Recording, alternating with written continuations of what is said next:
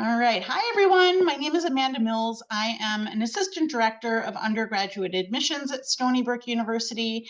And I'm not going to spend too much time talking to you because we have a very exciting guest, Dr. Lauren Maloney, who I've known, I think, From the very beginning. from the very beginning. Yeah. Yep. And she has a lot to say and a lot to tell you about the topic of um, really the journey to the health professions, and if you're interested, potentially to medical school. So I'm going to have Lauren introduce herself to everyone, tell us a little bit about her current job. What is she doing? What is she up to?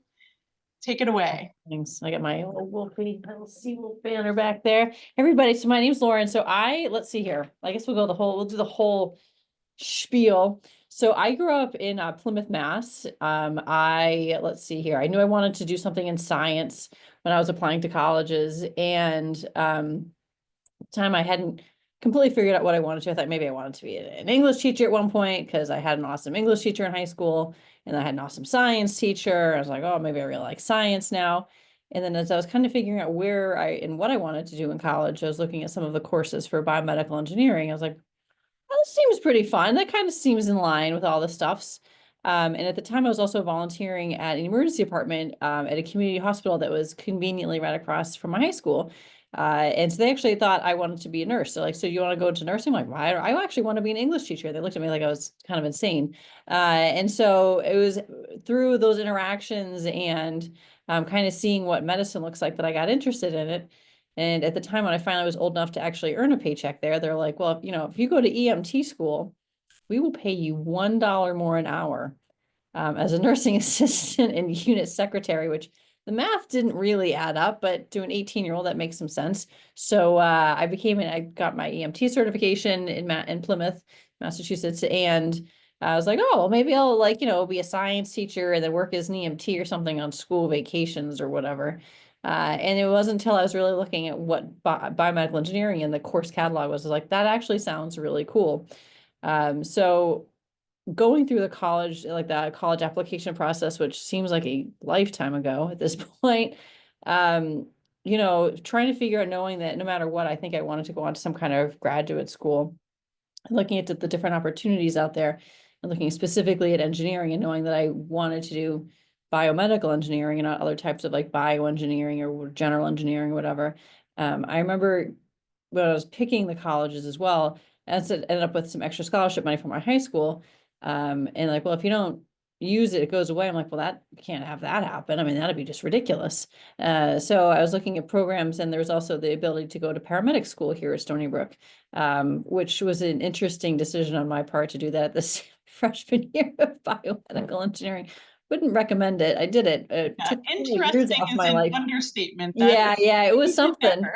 It was a lot. So it kind of worked out well. I remember my high school guidance counselor was not terribly pleased to hear that I was saying no to the Ivy Leagues to go to a state school. That was another interesting conversation to be had. And I think probably some of the most important things that resonated for me is one, when I came to campus and just walked around, like it's a hard to describe feeling of like when you go and buy a house, you walk into a house and you're like, oh, this is home. Well, the same kind of thing happens or should happen when you're out and actually getting to experience a college campus. So someplace that you can see yourself and grow and be challenged and just constantly growing. And we constantly have construction going on here regularly, whether it's in buildings, outside of buildings, and to see that, while somewhat irritating with traffic patterns, to see this constant sense of change, and picking a relatively younger university, because I don't want to hear, well, we've done it like this for 100 years, so we're going to keep doing it like that. Like that doesn't jive well with me. So being at a place that expects and for most part demands change, and that we have to be continuing to evolve and thinking about where we are strategically as a university and in general.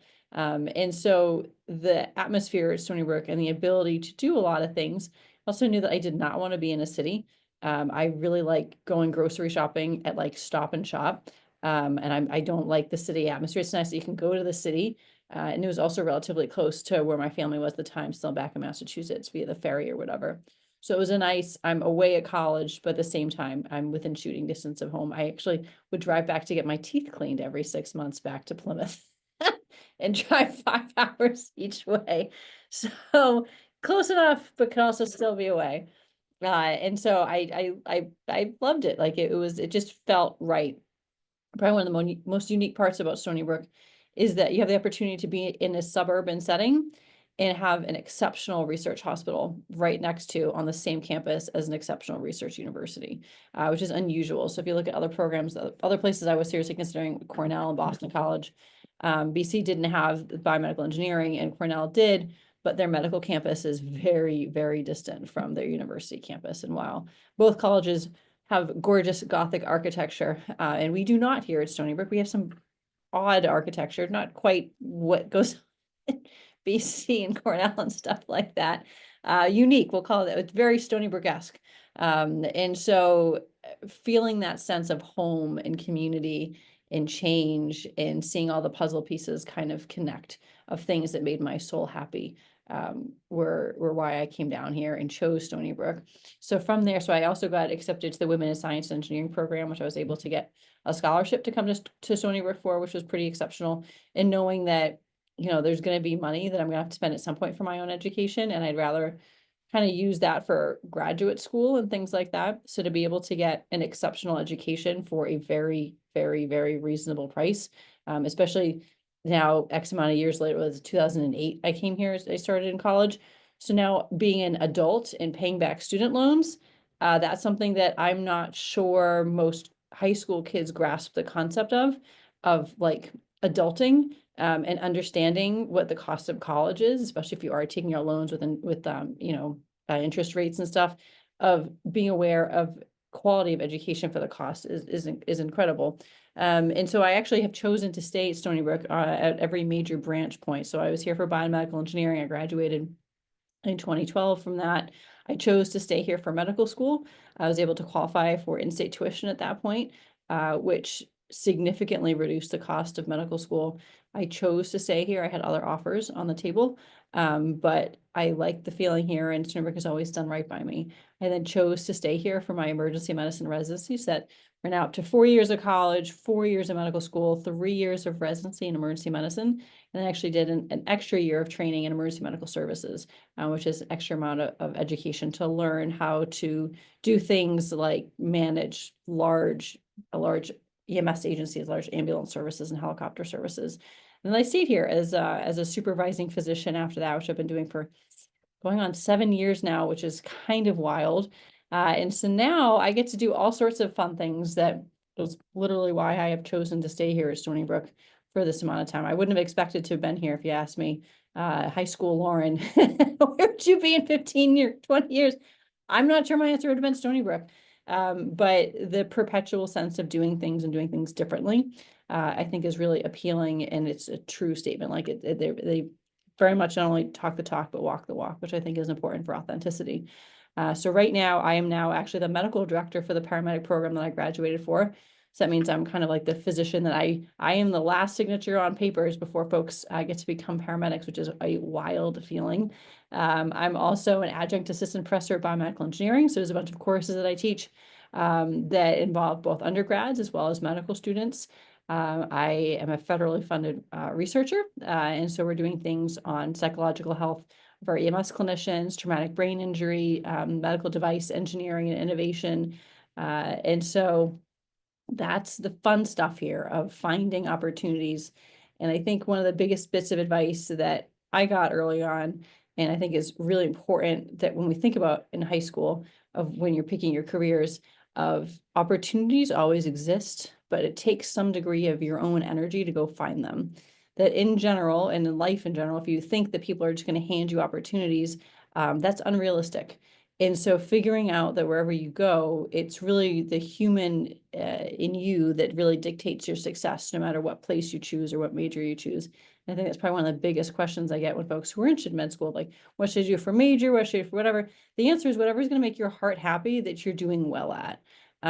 Because doing things purely for the hope of, well, I hope I get into med school. What happens if you don't get into med school?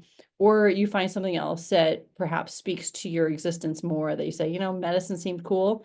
And then I actually understood what medicine means. And understanding what healthcare medicine means is very different than, you know, my grandmother was sick in the hospital and I really like the doctors who took care of her. I mean, that could be a very impactful experience, but it's a 30-year career. So you really want to make sure that you understand what real medicine is. And it's not always fun, but you'd like to hope that you're at least making some kind of an impact, whether that be helping somebody not be in pain or not feel nauseous, to doing the more spectacular things that you see on television, oddly portrayed. Evidently, there's some TV show, The Pit, or on HBO or something that I'm told is like super realistic. I personally like to not exist in my work element when I'm home. You don't want to also Yeah, be entertained by your exactly. job. Literally. And they're like, oh, have you watched it? I'm like, no, I can't watch it. Like, when I leave here, I turn my work phone off. I don't want anything to do with medicine. Like, it's nice to have that separation of like, oh, it's great. Let me go watch something that has nothing to this old house. I like this old house that I now have 100-year-old house. So there's always something going wrong with it. So I like to see other things in my off time of preparing for the next time there's a flood or a broken pipe, how I deal with that kind of thing, what trim to put on the house. You know, but having these opportunities here, it is incredible, and having everything physically on one campus and that you are close to water. Like there's a Stony Brook Regatta this weekend, the college kids, that was another thing I missed sailing in high school when I came here. And for somehow there wasn't a sailing team. It was an interesting start, but now there is a really awesome sailing team, which is cool to see. Of like, oh, that was cool. We started that. And that's the other thing at the Brook of if there's things that don't exist here when you come join us, presuming you have some degree of energy and willingness to kind of commit yourself to it, you can make things exist here that didn't exist before. And having those leadership opportunities and kind of figuring that out. And then also learning if you don't like something, you can move on to something else. That's also totally cool. And so finding something that makes your soul happy and finds meaning as a human is really important. And especially folks interested in healthcare, whether that be as a physician, whether that's an MD or DO program, they're essentially the same at this point. Or maybe not as a physician and as a nurse practitioner or a physician assistant. The scope of practice of those individuals and those professions, meaning what you're allowed to do on your own, is only going to continue to expand. And then there's also careers that I don't think we really talk about very often. Things like perfusionists. So these are the people that run the heart-lung machine, meaning they are what keep you alive when we put somebody on bypass to do heart surgery, meaning we stop their heart and a machine actually takes over, which is pretty wild. And then things like radiation techs and folks who run the CAT scan machines. Like there's a tremendous amount of opportunity in the healthcare world outside of being a physician that is also important to think about and kind of get some degree of exposure. So there's a couple programs here that actually get you into those different areas. So you can see if you like, you know, I think I like something in the hospital. What else is out there? And understanding it's not just necessarily going to medical school. We have a program or an entire school, the School of Health Professions, which is what houses the paramedic program. And we have the ability to have programs like physical therapy and occupational therapy, clinical lab specialists and things like that. There's tremendous opportunity for healthcare outside of just the physician role. And they are just as important as physicians, if not arguably more important, that I cannot do my job without them. So it's everything is here. The only exception is pharmacology. We were going to have a pharmacy school, and then the pandemic happened. But the opportunities here, so that like, let's say you start off, you're like, I really like pre-med. Okay, cool. But what else? And so perhaps that means, well, maybe I really actually want to go to veterinarian school or dental school or something, that we have resources for most of those things here, which is pretty unique. And I would think research too, like Mhm. MD, PhD programs, Absolutely. or, Absolutely. just purely Yep. research Yep. focused. Yep. And masters. So like, let's say you decide that you don't, like, maybe I want to do medicine, maybe I don't. There's a lot of opportunities to do master's programs. So that way you can kind of figure stuff out while still advancing and still having some way of, using time in a productive fashion that makes you slightly a different applicant pool. And that you do have an advanced degree when you're applying for some of these things. So there is a ton of research opportunity again. And it's not just necessarily here at Stony Brook, but you have to be willing to go out and like go meet people and like be able to have a conversation in some degree of initiative that almost nowhere Are people going to just say, hey, do you want this project? Like that's you've got exceptional. You should like buy a lottery ticket if that were to happen. It's very unusual. And that's part of like an adulting skill, right? So college, we also need to learn how to become adults and function in the real world. And so some of that is some people are going to say, no, I'm sorry, I don't have opportunities for you, or no, it's not a good fit. And that's learning how to fail and move on and grow from that. Like that is part of being a well-functional adult. And you have the opportunities here to go out and find and see maybe this is, something that does or doesn't work, and then you try something different. Like that's a really important skill, even if you don't learn necessarily here, but wherever you choose for college, to go and put yourself out there and see what's new and be willing to fail at something. And that there's a lot of growth, and you realize like one of the first labs I worked in was looking at little, I don't know what kind of cells, some kind of cells under a microscope or whatever. I wanted nothing to do with that after. I learned important things, like I learned how to write a paper, and then I learned most importantly, I don't like that kind of research, and I never did that kind of research again. That's important to know, that I don't like that kind of research, and then I go do other stuff. So having experiences you're like, not my cup of tea, finish it, move on kind of thing, are also just as important as being like, whoa, that was awesome. That I like.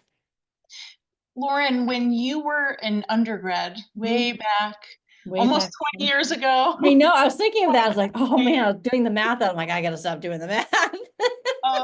when you were like, so, you obviously had already started in high school, kind of leaning toward, you know, healthcare, just by being an EMT. But when you got to college, what were some of the things that really supported you to be able to take advantage of all these Yeah. things?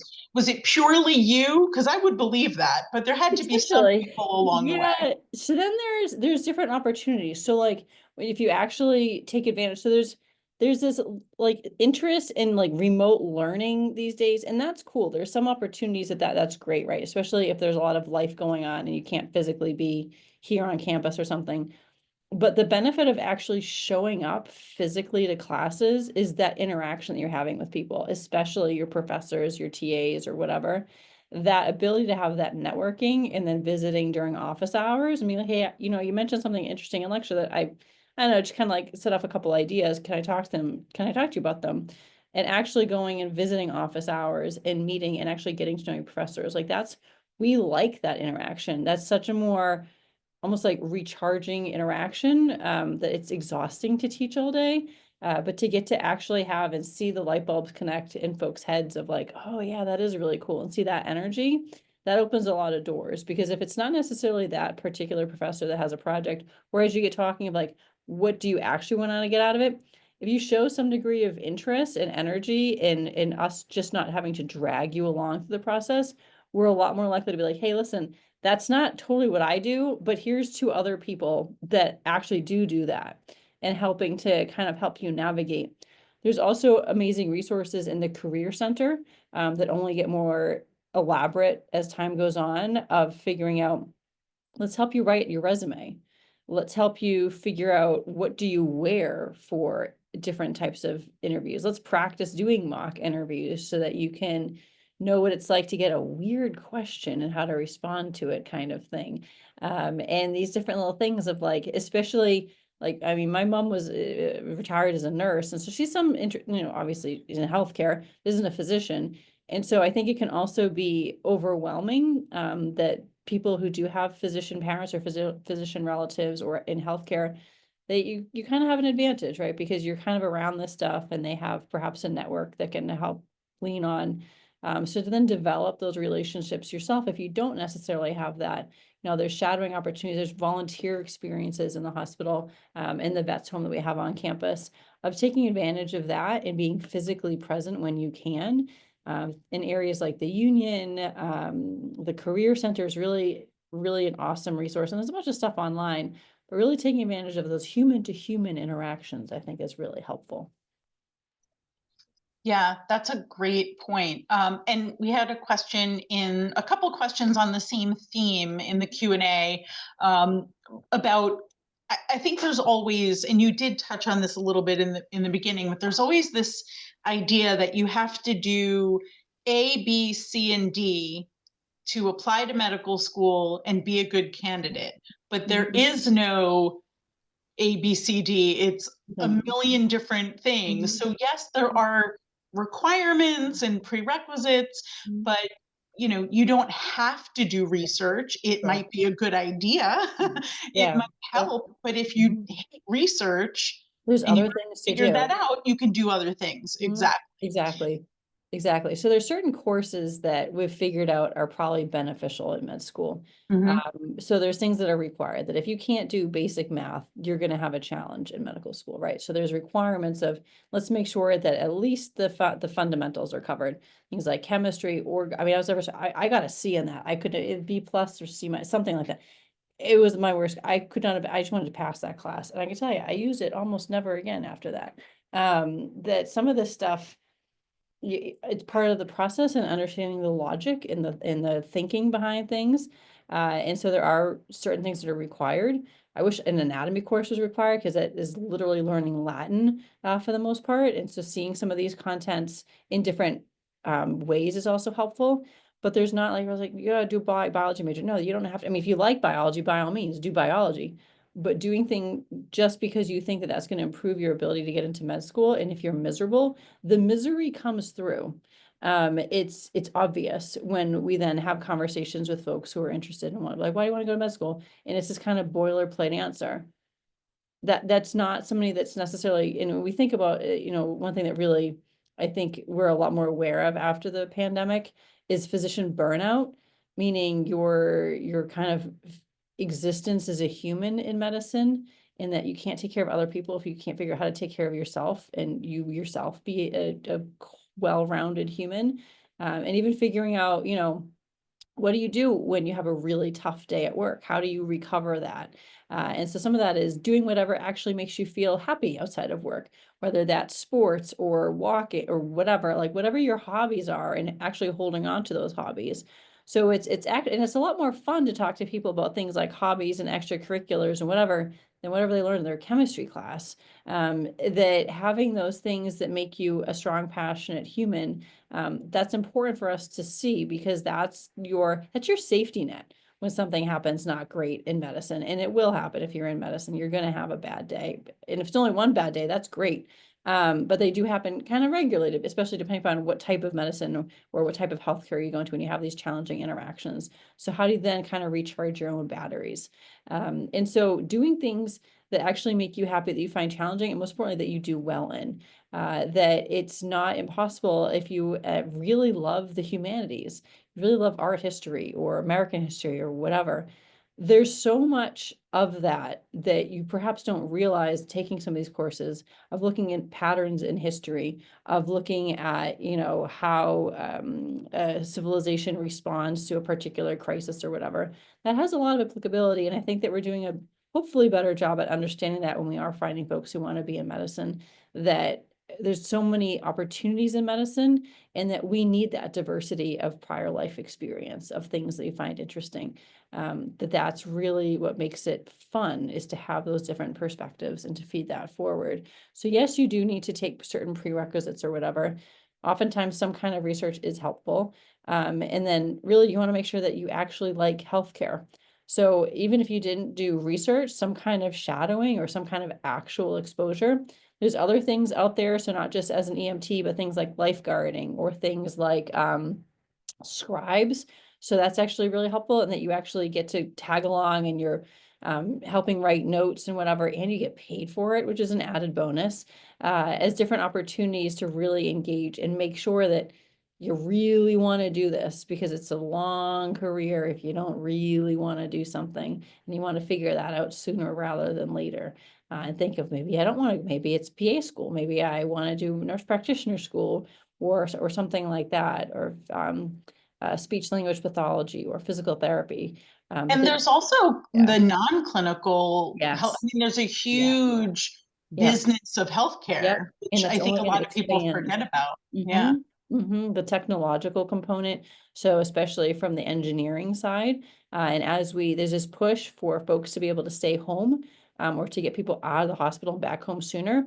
Well, as somebody who was regularly in people's houses as a paramedic, That takes a lot of technology, and even trying to like get cell reception, like I can't make a phone call in my living room if I don't have like Wi-Fi connection because I need a Wi-Fi booster and I live in Stony Brook. I actually have better cell reception in a kayak in the middle of Setauket Harbor than in my living room. So when we talk about things like, oh, it's a wonderful idea of like, oh, let's get people out of the hospital, whatever.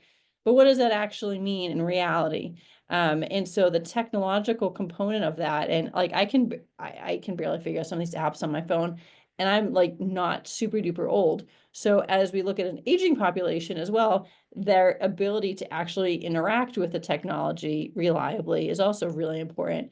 So looking at it from a digital health perspective that complements the physical care and healthcare is only going to continue to grow, especially as we have things like AI, which I don't totally understand. It's like a box of black magic that can burn you if you use it improperly. Like it makes me very, very nervous.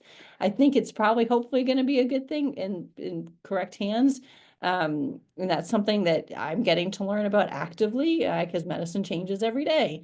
And so part of that is accepting that I'm going to have to understand what AI is at some point in the not too distant future, that there is so much that's going on that if you don't like blood, okay, understand that you don't like blood, and know that there is so much to do outside of the actual direct patient care, and it's only going to expand. Okay, that's so much information, but it's like exactly what you need to try to understand. It's almost like planting the seeds of what you're going to learn eventually about this whole process, but you have Yep. to go through it to get Yes, you to do. that It makes point. me mildly Uh, nauseous thinking about the process all over again. so what about, I mean, you did a lot as an undergrad, and then you've never really stopped, but how do Yes, yes. you, like when you work with, you teach students, Mhm. what do you recommend that they do Mhm. for managing stress? Mhm. Because it's so critical for them It to really actually is. succeed. It really is. So one of the best things that I found is to actually put on your calendar. So one, use a calendar. If you don't use a calendar, find a calendar that you like, whether that's a paper calendar, which probably is not what the youth of today are really using. I'm a sucker for paper. I've got like a desk full of paper on my office table here. Find a calendar that you like and some kind of electronic whatever, and then actually put time on your calendar just as you would a course to do something that has nothing to do with anything academic. And it makes it seem as though it's like guilt-free time. One of the first things that we start doing as like midterms happen or exams or whatever is say, well, I'm not going to go to the gym because I really need to study. So that's the wrong answer. And we never tell people that's the wrong answer because you need to actually take meaningful breaks in order for your brain to retain anything. If you're just like cramming for a test, you're remembering nothing. And we would like to hope you remember something from 4 years, and so that you don't retain. And so understanding how you study, and in college, that might be a very different way of how you study as compared to high school. So understanding if you're struggling, you got to go ask for help sooner rather than later, that you don't want to fail classes. For example, when I started to take anatomy in med school, anatomy is a very, very, very different mindset than engineering. So from an engineering perspective, we learn the system, and then we use reference material of like, if you're memorizing things, that doesn't make a huge amount of sense. That is literally the complete opposite of a human anatomy class in which you were doing nothing but rote memorization. And I had a really, really hard time with that. I did not do well in that class because it's super different than how my brain works. So I had to figure out ways for me to actually learn content. And so that was, rather than memorizing random things in Latin, of understanding cases. And so instead of doing like their little flashcards or whatever, I needed to read and put things into context so I could actually remember things. And that was really hard to not do well in something and figure out how do I do better. And part of that is asking for help. So recognizing when you are starting to stress out, knowing where your resources are, and there are resources on campus to figure out perhaps you need to study in a different way. And then also making sure that you're intentionally taking time to let your brain like recongeal and get out of the jello phase, and taking those breaks and scheduling things on your calendar of knowing, hey, this is an hour or two or even 20 minutes of going to take a walk or listening to music or just not looking at a screen and decompressing. That's really, really important. And to put it on your calendar and schedule it intentionally is also really helpful. So that way, you know that, hey, we're going to take a break, because you lose track of time. And that's just, it's not healthy. And that's a habit that we kind of fall into, especially in medicine, with this belief of, oh, I got to study, I got to do this. Yeah, but you're not actually learning. You're probably just staring at a screen or online shopping at some point, because you're completely disassociated from what you should be doing. So taking those breaks and knowing kind of where and when to ask for help, and understanding that different courses in college and med school and areas in healthcare, you need different techniques, different tools to be successful in some of these different classes. And so recognizing that early on before it's a complete crash and burn scenario, and that it's okay to, we want you to ask for help, so we can help kind of meet you halfway, and figure out how to adjust things depending upon how you learn. Yeah, that's great advice. No matter what you do in life, you have to learn how to kind of figure out what works for you and incorporate it. So two questions, so I don't forget them. One, and this is someone's asking in the Q&A, if you were a biomedical engineering major, what if you didn't get into medical school? What would you have done? Have you ever thought about that? Oh, regularly, especially around spring of 2020 or so. Why did I choose medicine and not a PhD? Yeah, it's definitely, and that was part of it, that I didn't honestly know I wanted to even go to med school until I was actually looking at one of the opportunities that Sternberg has, the what is it, Engineering Scholars for Medicine, where you get into, you're accepted to the engineering program and the medical school. Funny enough, I didn't get accepted to that program. So that was a fun conversation years later of, hey, you know what's Don't funny? even have that program anymore. Yeah. Oh, really? Well, all the better. Scholars for Yeah. medicine, but no more engineering See, scholars. there we go. So I got there You didn't get anyways in in. the So. end, and that's, I was like, I didn't really, it didn't even occur to me, like, oh, med school might be something interesting. And so I did think I would do a PhD or something master's level. Like, I knew I probably was going to end up in some kind of grad school, and potentially like an educational side of it, like to do a PhD and to teach. I was like, I really enjoy teaching. And yeah, and that is kind of it is important to, when you're picking your major, that you're doing something that you enjoy, but something that could also like put food on your table. That having a degree that is applicable and useful is important. And knowing that, within biomedical engineering and almost all the engineering fields at this point, there are job opportunities. For BME specifically, historically, about a third of the class goes into industry, a third of the class goes on to graduate school as like medical school or whatever, and then about a third usually goes on to a PhD or something. And so things like device sales reps, I thought that was really interesting. There's a lot of scenarios in which the device reps, meaning the people who are there on behalf of the company and the product, like they're in the operating room with neurosurgeons, and the neurosurgeons are like, all right, is their left pinky toe, they still have signal there? And they're like, yep. And it's like, that's pretty wild. That they're incredibly reliant on those individuals and understanding and troubleshooting those devices of like, that's pretty legit. And understanding that that is something that you are qualified to be doing, which is kind of wild. At the end of a bachelor's, potentially, a lot of times they're going on to get a master's. But understanding that, let's say I didn't get into med school, or I decided, this is not for me. Knowing that I do have a job and that I will be gainfully employed and things like that. Also a nice plus to know that I wasn't drowning in debt coming out of college, which definitely I think also helps understanding that I don't have these exorbitant student loans that I did. My parents helped me, but I was responsible, and I think that was a good thing. I think that you have a lot of skin in the game at that point, and knowing that you're taking advantage of every opportunity that you have if you are having some financial responsibility for your own education.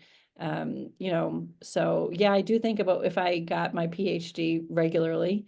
So I do love my job 9 days out of 10, but the thought is always there. And then if I have downtime, I start looking at masters, but I'm like, no, I don't need to do it. Bad, Lauren. I'm like, I don't need to be doing more degrees. I have literally Going back to school now, I have Lauren. literally no more wall space. I'm joking of like, if there's You anything would else. need a bigger office. Yeah, exactly. I'm gonna have a median or something down there with a half wall. kind of things.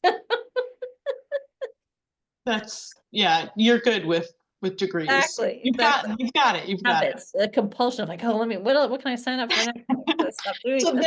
there are a couple questions I just want to go through so to make sure everyone understands. So someone's asking about resources for pre-health students. I put some things in the chat.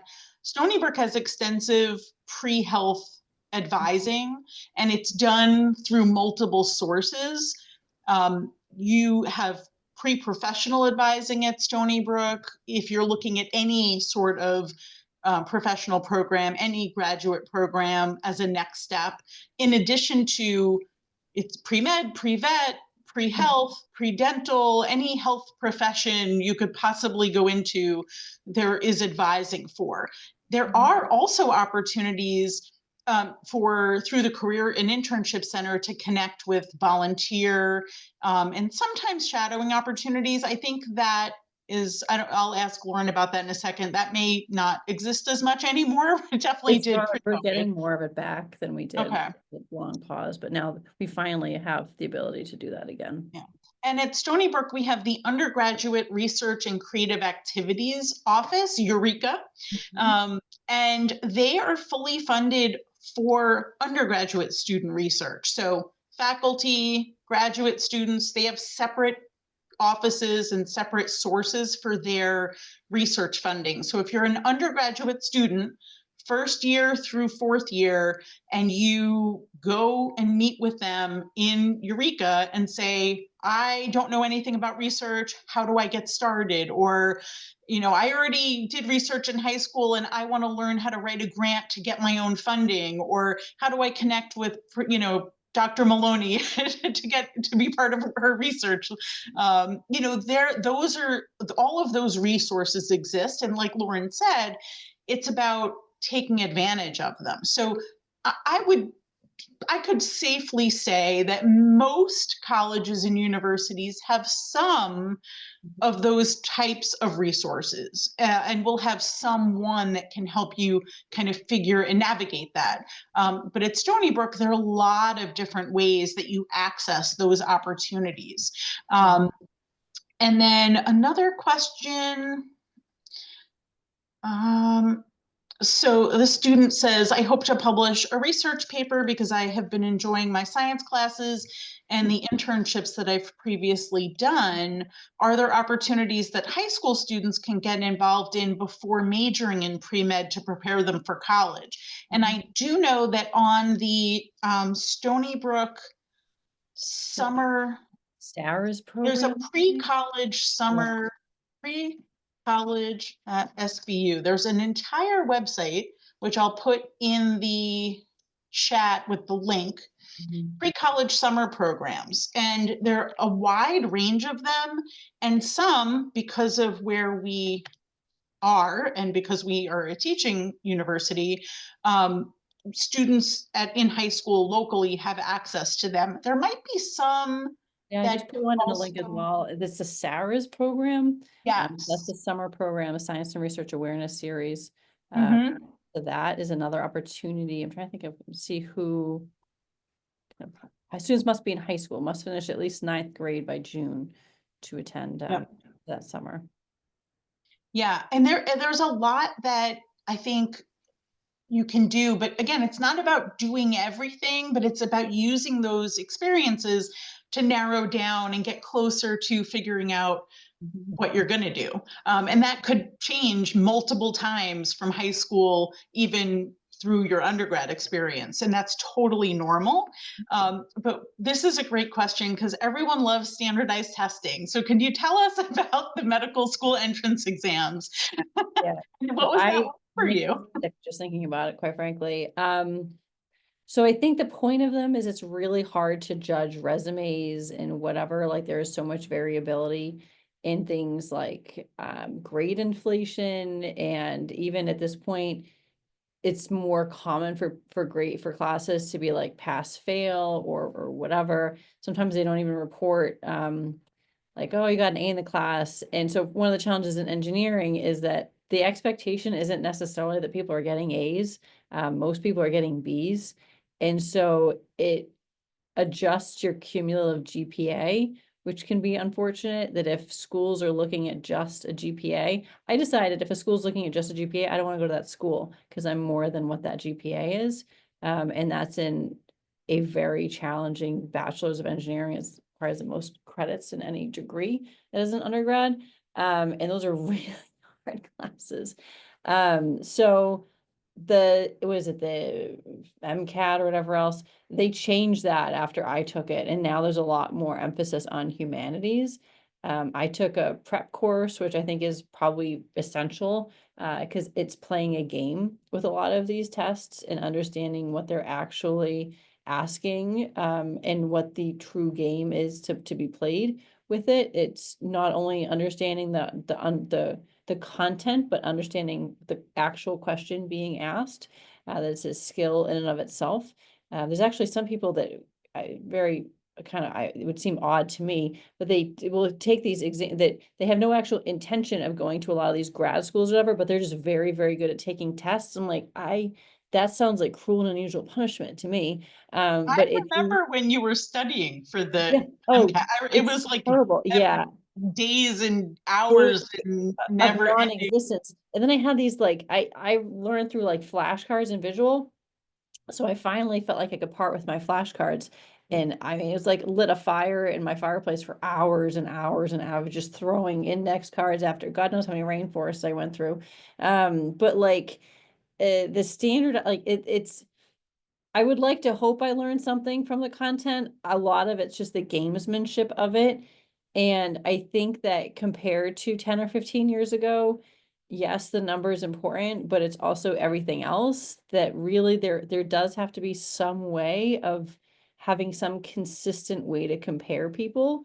And it's otherwise like trying to compare like apples to papayas that it's hard.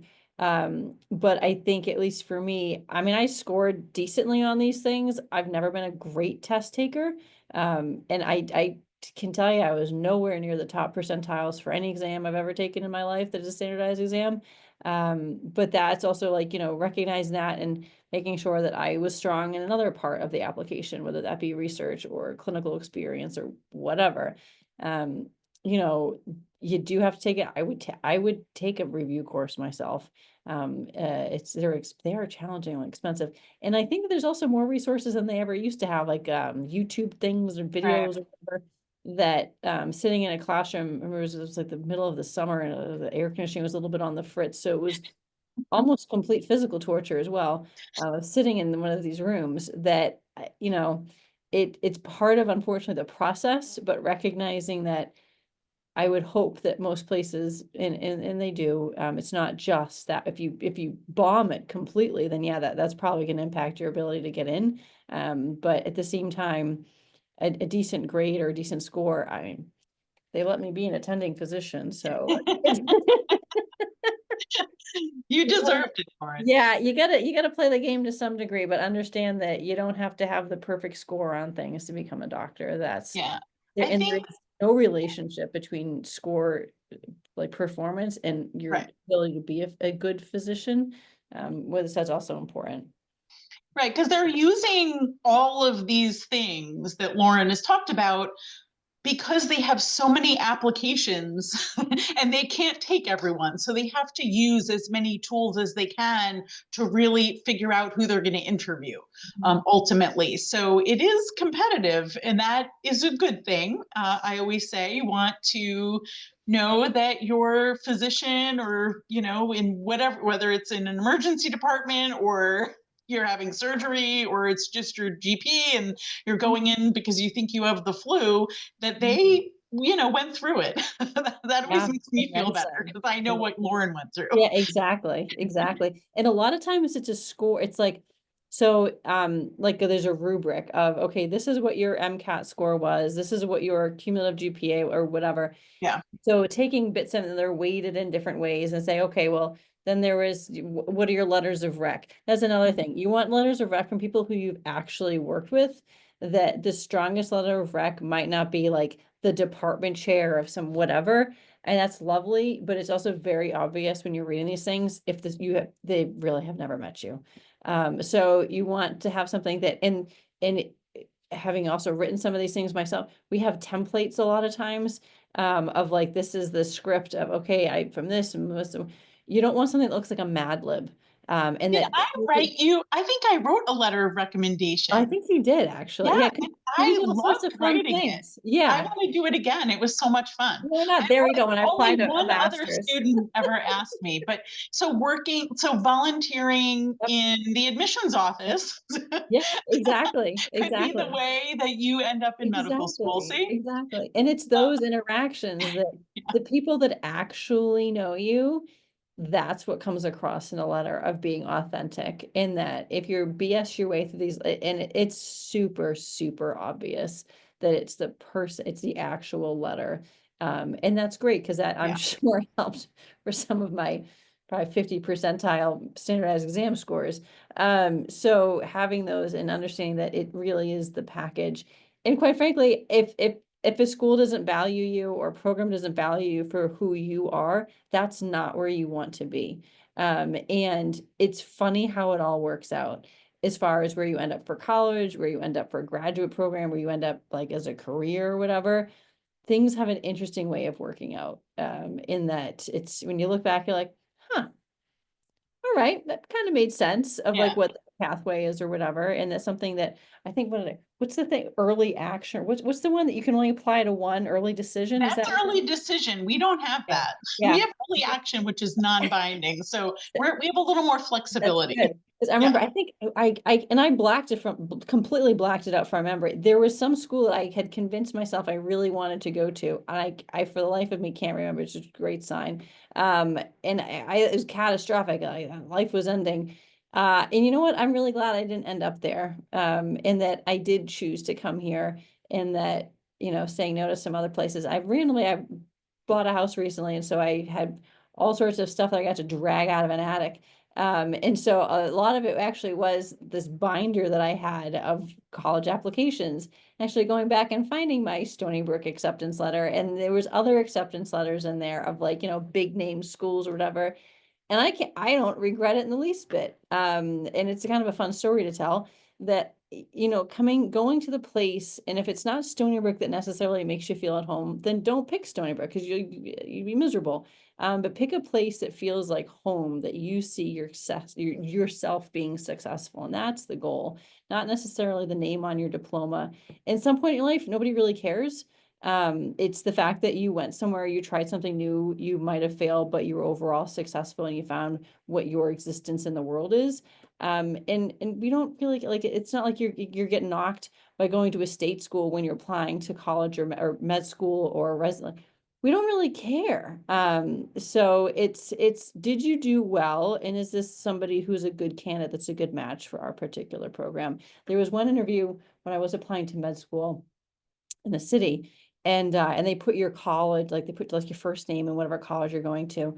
And there was another interviewee there, and they had looked around, obviously great eyesight as well for this particular human, and looked and said, oh, so do you feel left out? I'm like, what are you talking about? Like, well, you're the only one here from a state school. And I was like, no, I mean, I love the fact that I'll be able to get a mortgage in 10 years when I want to buy a house, that I don't have overwhelming student debt. And like, that's just a very weird question to like, very odd. Well, what's curious is that in a lot of these scenarios, there might be, let's say, like an admissions dean acting as the secretary, sitting in one of these rooms, wanting to see what your interactions are when you think that you're not being watched. Because how somebody that's behaves great. towards someone like an environmental specialist that's helping keep the room clean, or a Yeah, secretary, somebody that there's a perception that their job might be less significant than somebody else's, which is total BS. yeah, It's an interesting, you see the true colors. And so yeah, I would like to hope that there was a bit of a secret shopper watching that interact, because yeah. that's bizarre and pathological. And quite frankly, not somebody we probably want in medicine. Right. And so being aware of those interactions and being a good human, Hmm. that the integrity of it, and I'm sure karma came around at some point for that. And it's just weird of like, I love that it's a state. I could not be more delighted. And I remind myself when I pay my taxes that I got a great education. taxes. And it's, things like that, Yeah. it all works out, which is kind of funny. So, Stony Brook has its own volunteer ambulance Yes, I'm their medical corps. director. And so what does a student, and if you're an undergraduate, I know it's a competitive program, but what do you get to do? Like, what are Yeah, you so that's a physically good. doing? Yeah, so these are people that may or may not have any actual EMS experience beforehand. There's plenty of people that don't. And it's a good way of figuring out, do I like medicine? And so technically it's a student club, which is kind of wild because it's also like a municipal need of like, you do need an ambulance. So it's a slightly different bit of responsibility than like a chess club or something. And so you're able to go and get experience, kind of learning how to do things. And then if you decide to take an EMT class, which the hope is that's the case, you then go, and we actually have an EMT class here at Stony Brook. And there's also a couple of ones in the community as well. And they can help potentially support and defray the cost of that in some scenarios. And then you actually get to have clinical experience and provide patient care and say, hey, do I really like this? Or perhaps I don't. That's also totally cool.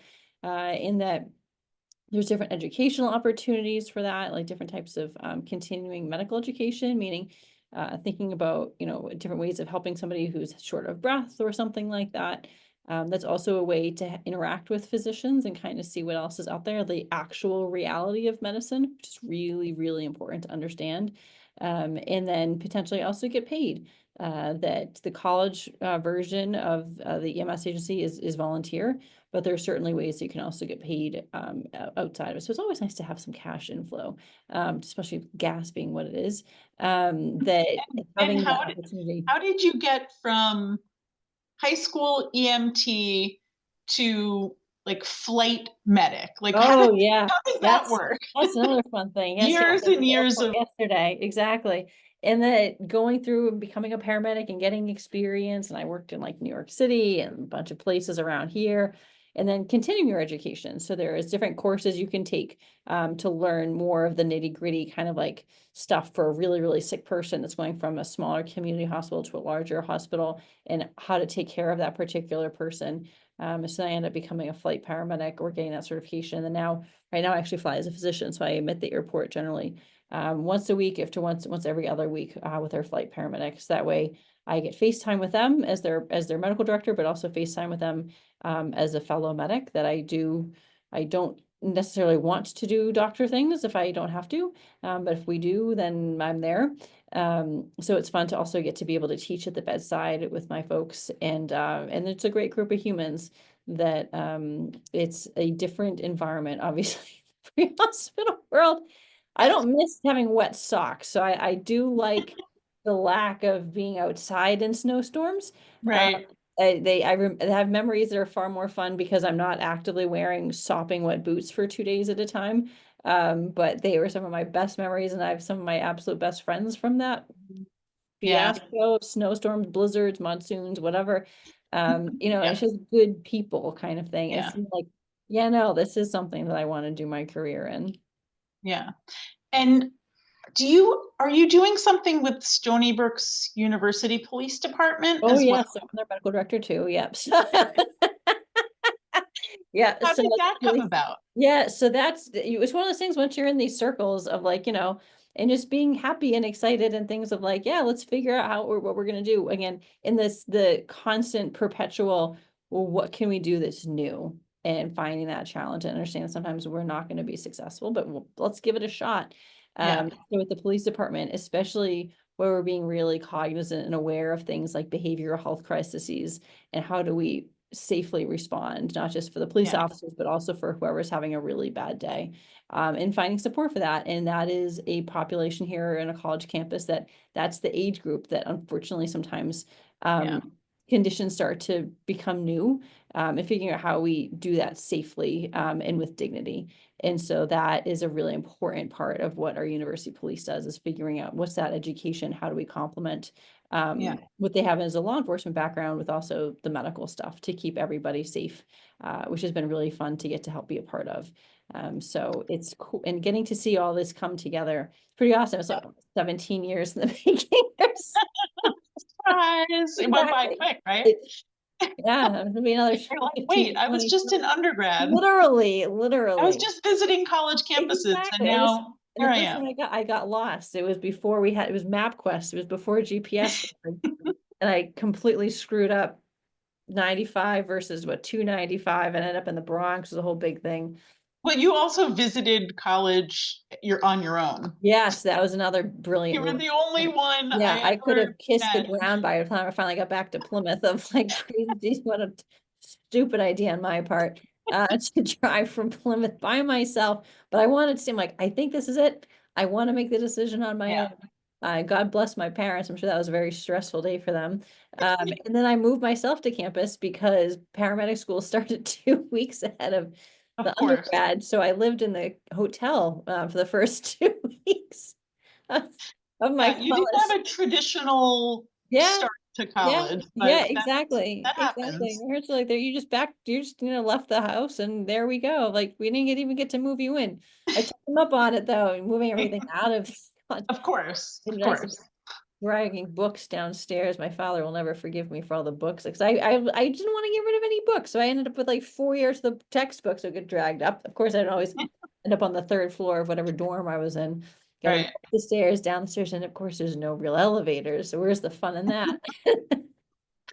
So, Lauren, as we come to the end of the hour, any kind of, last minute words of encouragement and Right. wisdom? It's okay if you decide that you don't want to do it. And that it's better to figure out that you do or don't like something early on. And so that involves taking risk.